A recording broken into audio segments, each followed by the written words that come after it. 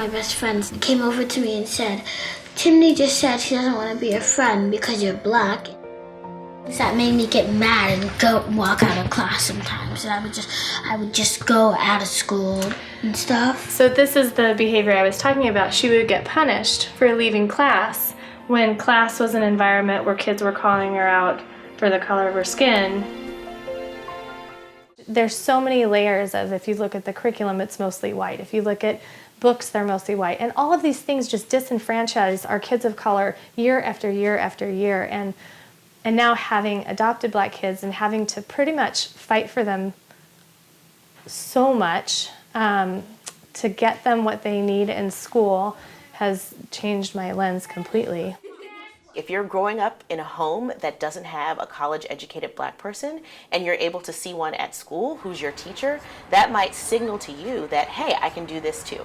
I actually have another study that shows that having a same-race teacher for black students decreases rates of discipline actions, and so you're less likely to get suspended or expelled if you have a black teacher. If you have a white teacher who isn't trained in cultural competency and how to work with diverse students, it might be harmful for students. I think everything that's happened to me at this school happened to me because I was black. A lot of people at this school had it out for me from the beginning. My principal was giving me a detention or something I didn't deserve. He has been, from kindergarten through, the only Afro-American male in his entire class, all the way through.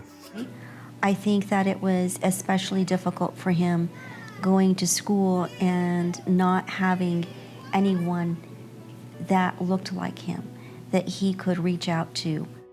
Probably the worst incident we had was with the football team. He was the only black kid on the football team, the only one.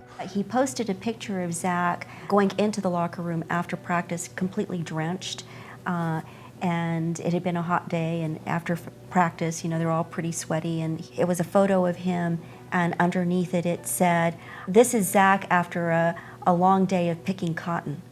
I think it affected me a little bit for a while, and then I think I just kind of got used to it.